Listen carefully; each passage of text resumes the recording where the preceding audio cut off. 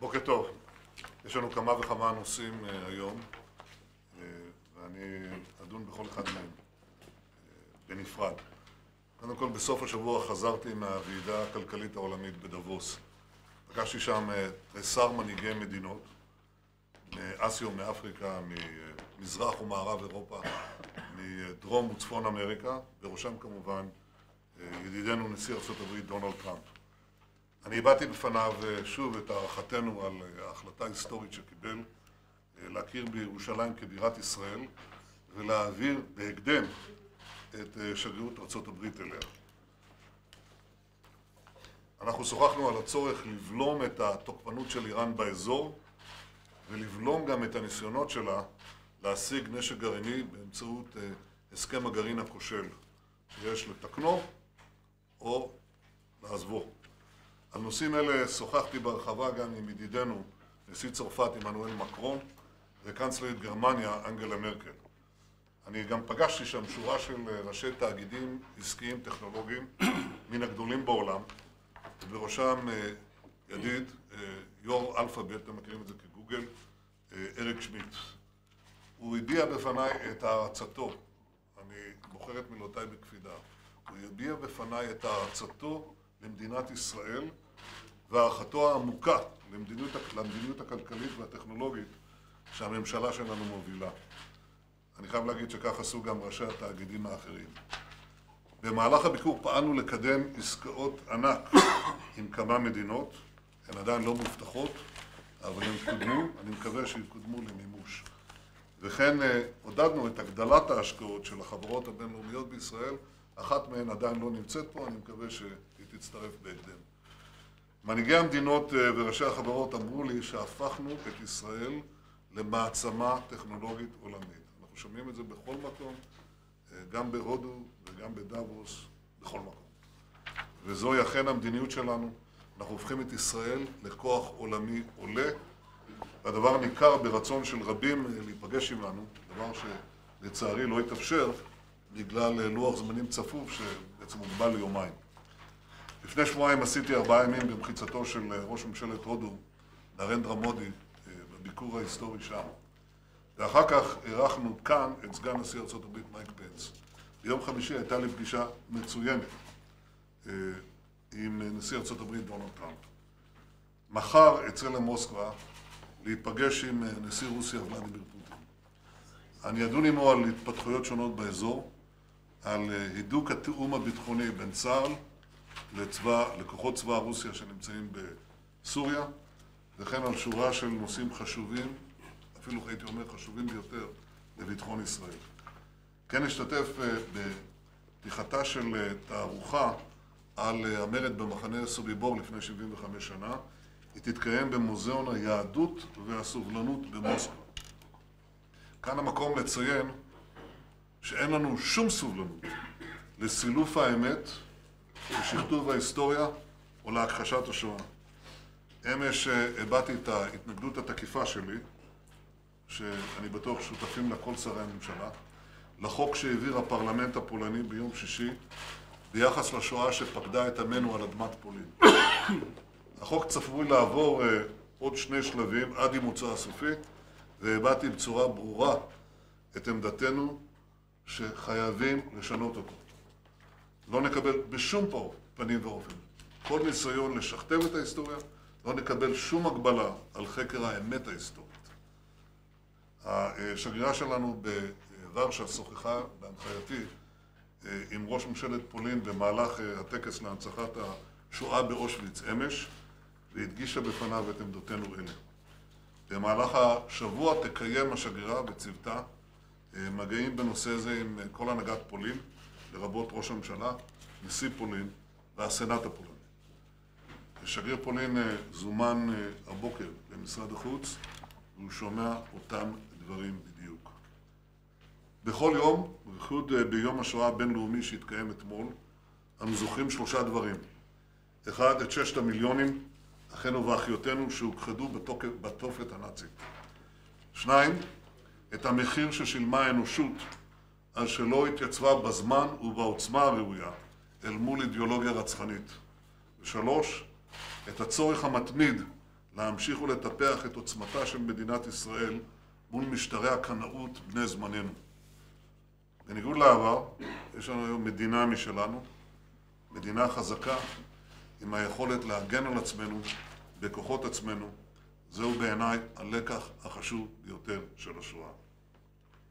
וכאן אני חייב להגיד כמה מילים על הקמפיין האבסורדי שמתנהל בימים אלה בעניין מסתנני עבודה הלא חוקיים. אני מבקש להעביר 3 דברים. קודם כל הוספנו כ-45 תקנים כדי לאפשר בדיקה מזורזת של בקשות פליטות. פליטים אמיתיים ומשפחותיהם יישארו בישראל. אין לנו שום חובה להשאיר כאן מסתנני עבודה בלתי חוקיים שאינם פליטים. הם יוצאו למדינה אחרת. נקודה שנייה. החוק הבינלאומי והחלטת בג"ץ כאן בישראל, שמותר לנו, כן, מאשרים הוצאת מסתנני עבודה בלתי חוקיים חוץ לגבולות המדינה. 3, מדינת היעד שאליה הם יוצאים קולטת 180, כבר קלטה 180,000 מהגרים בחסות האו"ם ובפיקוח האו"ם, משום שהאו"ם מחשיב אותה כאחת המדינות הבטוחות ביותר באפריקה. ולכן הקמפיין הזה הוא פסול ואבסורדי, אבל בייחוד ביום הזה. אורי הראל, ט"ו בשבט, טעמנו מפירות וירקות הארץ, אז בבקשה. תודה. אני ראשית אתן לך תות אחד, סמלי, ביו. הוא לא כך סמלי? בלי, נכון, אז קח עוד אחד שזה יהיה. בלי ריסוסים, הכל טבעי. צריך להגיד תודה קודם כל לחקלאים. אני מבקש לנצל את ההזדמנות ראש השנה שנתת לנו היום לספר על זה, תכף נחלק כולם, זה לטובת כולם. קודם כל לתת ולהצדיע לחקלאים שהם באמת לתפארת מדינת ישראל. בית החוקרים שלנו שעושים דברים שלא עושים בשום מקום בעולם. מכובדי שר האוצר, מדינת ישראל משקיעה במחקר ופיתוח חקלאי כ-400 מיליון שקל כל שנה. זה סכום גדול מאוד, כל אחד יודע לתרגם את זה. ביחד זה מביא את זה. אנחנו נקראים ארץ זבת חלב ודבש. הרבה שנים ככה אמרו, לאן הביאו אותנו פה? ביצות? לא, ממש ארץ זבת חלב ודבש. אנחנו עוסקים בלהחזיר את החקלאים הצעירים הביתה, שיהיה לנו דור המשך. הורדנו, אדוני ראשה, את מחירי המים ב-22%, הורדנו את המיסוי, שר האוצר, על עובדים זרים ב10%, נתנו להם הוצאות מוכרות וכן הלאה, אני לא אפרט את הכל, אבל הבאנו למציאות שמורידה מהחקלאים סדר גודל משמעותי ביותר של הוצאות. יחד עם זאת, אנחנו נערכים לאפשרות שתהיה שנה לא מספיק שומה, למרות הגשמים שאתם רואים, זה עדיין לא מספיק, יש אוברדרפט של 4 שנים. 4 שנים אוברדרפט, זה צריך כמויות גדולות. אבל כנראה שעניין הבצורת מהחקלאים, לא מהתהום, אלא לא הכנרת, אלא החקלאים עצמם ירד, אנחנו מקווים כך, ואנחנו רואים את החקלאים ממשיכים לגדל לטעת וכמובן גם ירקות, פירות. אנחנו נציג יותר מאוחר את כל לא את כל, את הדברים העיקריים בעשייה. אני רוצה להודות לך, אדוני ראש הממשלה, לשרי הממשלה, כל אחד בתחומו, על שיתוף הפעולה, ואנחנו עם אתגרים גדולים עם החקלאים, לא מול החקלאים, עם החקלאים, כדי להביא למדינת ישראל. אני אסיים ואומר, אדוני ראש הממשלה, בתחום של החקלאות אפשר להגיד ב100% שהפסוק כי מציון תצא תורה יתקיים כבר. כולם פה, אתה יודע את זה, הפרה הישראלית והפיתוחים האלה וכן הלאה בכל מקום בעולם מחפשים אותנו על מים, ניצול ביוב, וברוך השם שזכינו לשוב לארץ ישראל ולהיות מקום כך טוב. ולגדל תותים. חיים הם תותים. מירי רגב, חגיגות ודאי? בבקשה, שמחה. סמליל, הבן דוד של סחריל. סמליל, דרך אגב, זה מר אבשלום קור, שלא מאפשר לנו להגיד לוגו. אז ראש הממשלה, זה בעצם הלוגו אורי, רגע, אורי, שיראו גם אותך, לא, זה לא הולך ככה. זה בעצם הלוגו שילווה את חגיגות העצמאות של מדינת ישראל במהלך 70 שנותיה.